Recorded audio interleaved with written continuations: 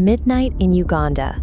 A black Mercedes and a pair of Land Rovers roll slowly across a dark tarmac.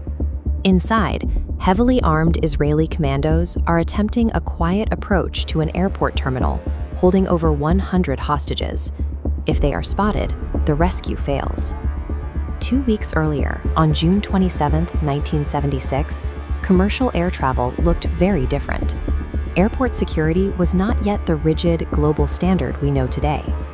During a routine layover in Athens for Air France Flight 139, security was incredibly lax.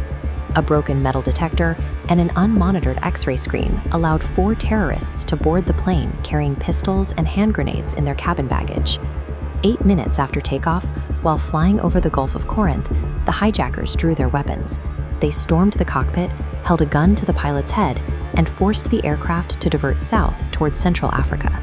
Because of a single piece of broken machinery in a Greek airport, a routine passenger flight was diverted into a growing international crisis. The plane landed in Entebbe, Uganda. The airport was immediately surrounded by the Ugandan army, acting on the orders of the country's unpredictable dictator, Idi Amin. Inside the airport's old terminal, the hijackers began a process of segregation. They collected passports and separated the Jewish and Israeli passengers from the rest of the group, holding them in a separate room under heavy guard. The hijackers demanded a $5 million ransom and the release of 53 prisoners held in 5 different countries. If the demands weren't met by July 1st at 2 p.m., they would begin killing the hostages.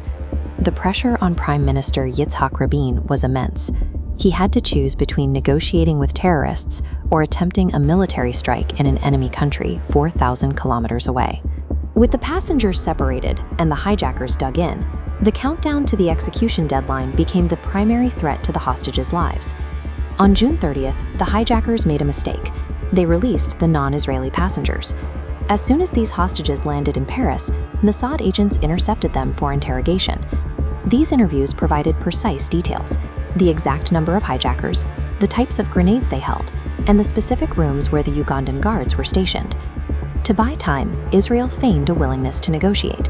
They convinced Idi Amin to push the execution deadline back to July 4th, giving the military a 4-day window to plan. During this window, the military discovered a significant advantage. An Israeli construction firm had actually built the Entebbe terminal in the 1960s. Engineers quickly provided the original blueprints, allowing the commandos to build a life-size replica of the building to practice the assault room by room. Between the terrorists' unforced terror and the discovery of the original blueprints, a mission that initially seemed like a desperate gamble became a viable tactical option. Operation Thunderbolt was officially launched. Success required the commandos to fly 4,000 kilometers through enemy-monitored airspace without being detected.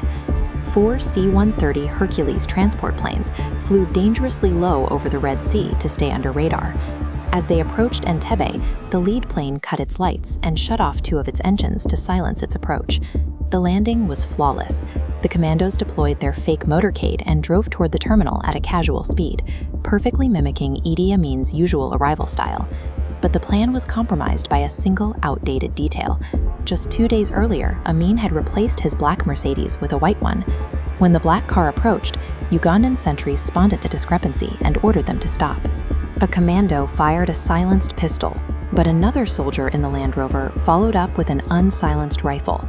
The loud crack of the shot echoed across the tarmac, ending the element of surprise.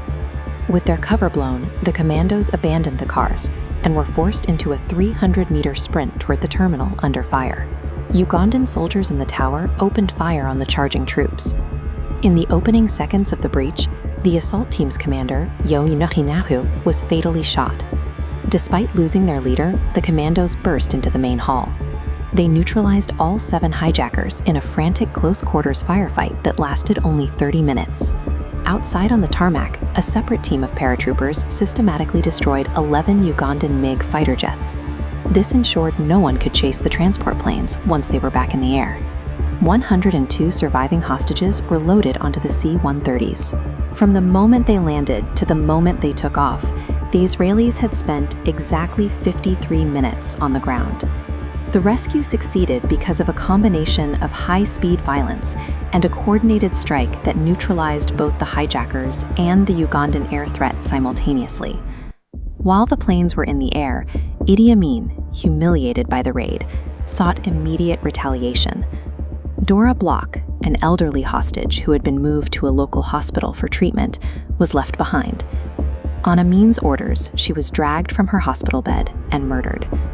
When the transport planes landed back at Ben Gurion Airport, the surviving hostages were met with an emotional return, though the nation simultaneously entered a period of mourning for Yoni Netanyahu. Yoni's death turned him into a national hero, a legacy that significantly influenced the political career of his younger brother, Benjamin Netanyahu. Operation Thunderbolt proved that with precise intelligence and less than an hour on the ground, a commando force could successfully rescue hostages 4,000 kilometers from home.